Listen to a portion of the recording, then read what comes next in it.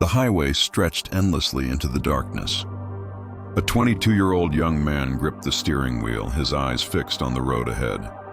The clock on his dashboard read 2:47 a.m. He was alone, completely alone. The kind of alone that makes you aware of every breath you take, every shadow that passes by your window. No streetlights illuminated his path. No other cars shared the road. Just him, his headlights cutting through the black and the endless white lines disappearing beneath his tires. The radio had lost signal miles back. Now there was only silence, the hum of the engine, the whisper of wind against metal and glass. He'd been driving for 3 hours straight. His eyes were getting heavy. His mind was starting to play tricks on him, or so he thought. Then, out of nowhere, his headlights caught something. A figure standing on the roadside. A girl young, maybe 18 or 19. She was waving her hand slowly, desperately, asking for help.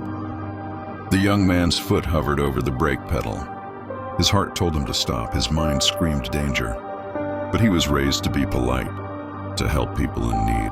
He slowed the car to a stop beside her. She stood there in the glow of his headlights, wearing a simple white dress. No jacket, no bag, nothing. He rolled down his window. "Are you okay? Do you need help?" The girl smiled weakly. "My car broke down a few miles back. I've been walking for hours. Can you give me a ride to the next town?" Something about her felt off. Her clothes were too clean for someone who'd been walking for hours. Her hair wasn't messy. There was no sweat on her forehead despite the humid night air. But the young man pushed those thoughts away. "Sure, get in." The ride begins. She opened the passenger door and slid into the seat beside him. The car immediately felt colder. He cranked up the heat, thinking it was just the night air she'd brought in with her. For the first few minutes, she sat in complete silence, staring straight ahead, not moving, barely breathing. The young man tried to make conversation. "So where are you headed?" "Nowhere in particular," she replied softly. Her voice was strange, hollow, like it was coming from somewhere far away. He laughed nervously. "Everyone's going somewhere." "Not everyone," she whispered. The silence returned, heavier this time, suffocating. Then she started talking again, and this time her words made his skin crawl. "Do you ever think about death?" she asked, still staring straight ahead. The young man shifted uncomfortably. "That's a weird question. Is it?" She turned to look at him now. Her eyes were dark, empty. "We all die eventually. Don't you wonder what happens after?" He tried to laugh it off. "I try not to think about it too much." "I think about it all the time," she continued. "I think about how it feels. The moment your body stops. The moment your soul realizes it's no longer attached to anything." His hands tightened on the steering wheel. "Look, I don't really want to talk about this." But she didn't stop.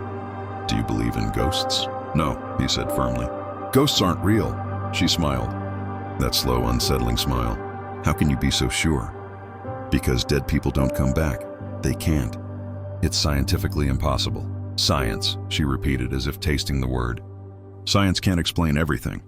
It explains enough." She leaned back in her seat. "Maybe you're right. Or maybe you just haven't met one yet." They drove in silence for another few minutes. The road seemed to stretch on forever. No exits, no signs, just darkness. Then she spoke again.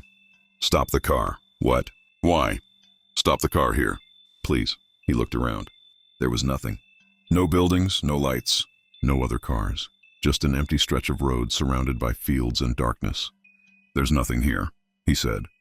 "I know, stop here anyway." Something in her voice made him obey. He pulled over to the side of the road and put the car in park. The engine idled quietly. She opened the door and stepped out. The cold night air rushed in. She stood there for a moment, looking back at the road, then turned to him.